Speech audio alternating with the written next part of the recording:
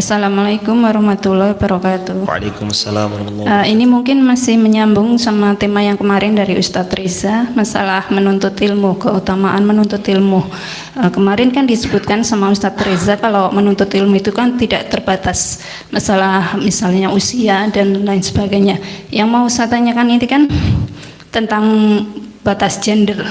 Misalnya seperti kami ibu-ibu ini kan punya niat menuntut ilmu, tapi ada beberapa teman saya sendiri gitulah, beliau bilang kan perempuan itu kan utamanya di rumah, ngapain ke masjid-masjid seperti itu. Nah kami kan saya sama Mbak Sani itu kan sering ya ngobrol sendiri, misalnya gini, misalnya sebagai seorang perempuan, kita sebagai ibu kalau nggak belajar ilmu agama bagaimana cara mendidik anak?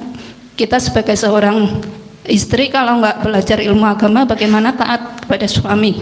Misalnya kita sebagai seorang perempuan, sebagai anak, bagaimana harus patuh kepada orang tua kalau nggak pernah belajar ilmu agama?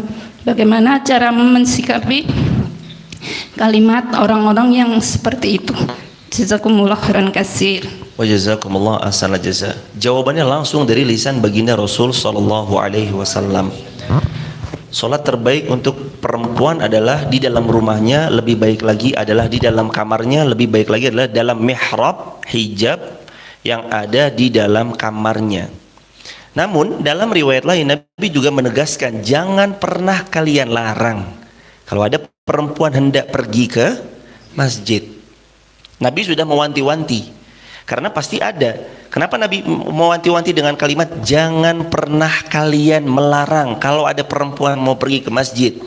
Karena pasti nanti ada di antara sebagian orang-orang yang muncul penyakit dengki dalam hatinya, tidak suka melihat ada orang belajar ilmu, belajar kebaikan, belajar memperdalam ilmu agamanya untuk tadi mengabdi kepada suaminya dalam pelayanan terbaiknya, mendidik anak-anaknya, berbakti pada kedua orang tuanya.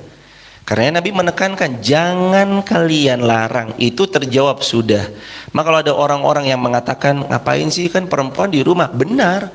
Wa qarna fi buyutikunna, perempuan hendaknya kalian itu banyak diam di rumah.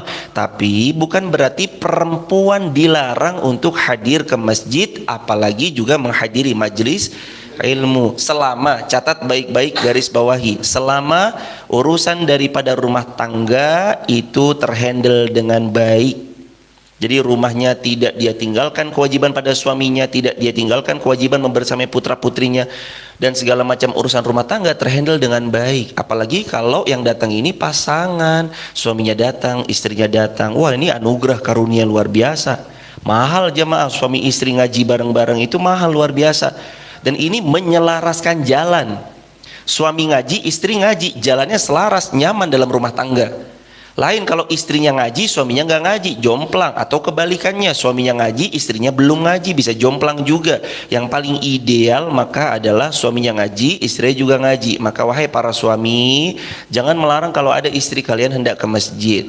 Jangan melarang putri kalian jika hendak ke masjid. Tidak pula di antara kalian boleh melarang kalau ada di antara perempuan-perempuan kalian, istri maupun putri-putri kalian mau pergi ke majelis ilmu. Itu justru malah kalau bisa kita sebagai suami, kalau waktunya slow, waktunya luang, ikut hadir. Atau minimal kalau kita tidak hadir karena kita terhalang dengan pekerjaan, support. Mama mau ngaji ya? Iya, nih pakai motor papa aja, bensinnya sudah papa penuhin, tenang aja mah. Kalau bisa istrinya disupport. Karena misalkan kita bekerja begitu. Nah, ungkapan-ungkapan yang seperti tadi langsung dijawab dari lisan Nabi yang mulia sallallahu alaihi wasallam, jangan kamu larang kalau ada istrimu mau pergi ke masjid, jangan dilarang. Begitu ya jemaah. Barakallahu fikum, semoga terjawab. Allahu a'lam bishawab. Untuk perempuan tambahan sedikit, sebisa mungkin dia sudah izin suaminya, satu, kalau mau pergi ke masjid ya.